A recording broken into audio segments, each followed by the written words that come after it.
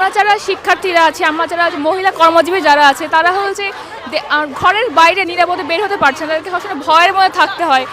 আইন শৃঙ্খলা বাহিনী যেন আরো কঠোর হয় এবং যে ডেইলি যে এত রকমের রেপ কেস যেন হচ্ছে এগুলো যেন প্রতিরোধ হয়, না হলে আমরা নিরাপদ না নারীরা রাস্তায়।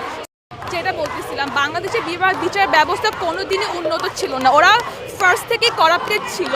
অ্যান্ড এখন আমি বলবো হ্যাঁ অবশ্যই অবনতি হয়েছে, এটা আমরা অনেক আশেপাশে তাকালেই বুঝতে পারি যে আগে থেকে এখন ক্রাইমের স্ট্যাটিস্টিক্স অনেক বেড়ে গেছে।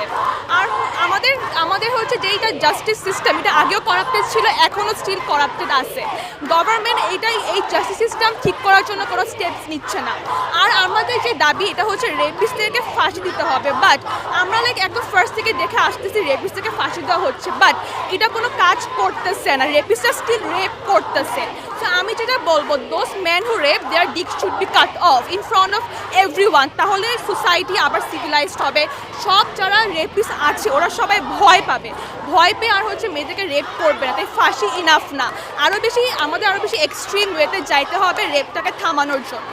Thank you. জানতে চাই আমাদের ইসলাম ধর্মে যে ধরনের ধর্ষকদের শাস্তির ব্যবস্থা, হ্যাঁ অবশ্যই সেটা চান কিনা?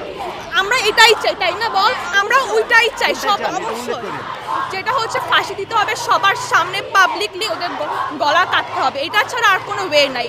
আমাদের ইসলাম যেটা বলছে, যদি আমরা এটা একবার হলেও বাস্তবায়ন করতে পারি আমাদের দেশে, তাহলে আপনারা পরের দিন থেকেই দেখবেন রেপের সংখ্যা, রেপ না যে কোনো টাইপের ক্রাইম, ওরা সব স্ট্যাটিস্টিক্স অনেক কমে যাবে। আমাদের ইসলামিক জাস্টিস ব্যবস্থাটাই চাই। আমরা যারা শিক্ষার্থীরা আছি, আমরা যারা মহিলা কর্মজীবী যারা আছে, তারা হচ্ছে ঘরের বাইরে নিরাপদে বের হতে পারছে না, তাদেরকে আসলে ভয়ের মধ্যে থাকতে হয়। কিন্তু ধর্ষকরা আমাদের আশেপাশে ঘুরে বেড়াচ্ছে, তাদের বিরুদ্ধে প্রতিরোধ করার জন্য, তাদেরকে একটা সর্বোচ্চ শাস্তি দেওয়ার জন্য মূলত আমরা আজকে এই প্রচেষ্টা গড়ে তুলেছি। সাম্প্রতিক সময়ে কিন্তু ধর্ষণ বা নারীদের শ্লীলতাহানির ঘটনা বেড়েছে, কি কারণ হতে পারে বলে মনে করেন? বর্তমান যে রাজনৈতিক প্রেক্ষাপট, সেটা কারণ হতে পারে, অথবা বিভিন্ন সামাজিক অবক্ষয়, মূল্যবোধের অবক্ষয়, নৈতিক মূল্যবোধের অবক্ষয়, এসব তো কারণ। আইন শৃঙ্খলা বাহিনী যেন আরো কঠোর হয় এবং যে ডেইলি যে এত রকমের রেপ কেস যেন হচ্ছে এগুলো যেন প্রতিরোধ হয়, না হলে আমরা নিরাপদ না নারীরা রাস্তায়। তো আমরা একটা এই জন্যই তো আমাদের ভাইরা জুলাইতে প্রাণ দেয় নাই, রাইট? আমরা এরকম স্বাধীনতা তো চাইনি, আমরা চাই একটা সুস্থ সংস্করণ হোক দেশের। সো আমরা এই দাবিতে এখন প্রোটেস্ট করতেছি, আপনারা দেখতে পাচ্ছেন। Thank you. কি ধরনের বিচার চাচ্ছেন? আমাদের যে এই দাবিটা, সেটা একজনের দাবি না, আমাদের পুরো বাংলাদেশের শত শত মা বোনদের দাবি। এরকম আমরা যারা মেয়েরা, আমরা একলা এখন চলাফেরা করে, এটা রিস্ক হয়ে যাচ্ছে আমাদের জন্য। অনেক মেয়ে আছে যারা একলা চলাফেরা করে, তাদের জন্য আপনারা কি বলবেন? ফাঁসি একদম যে ফাঁসি যে ধর্ষকদের দিতে হবে তা না, এর জন্য একদম শাস্তি হচ্ছে মৃত্যুদণ্ড।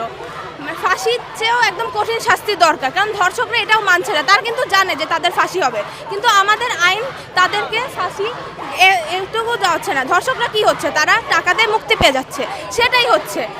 কিন্তু আমাদের উচিত সকলকে কঠোর আইনের আওতায় আনা, প্লাস যাতে তাদের মৃত্যুদণ্ড একদম পুরো গলা কেটে দেওয়া।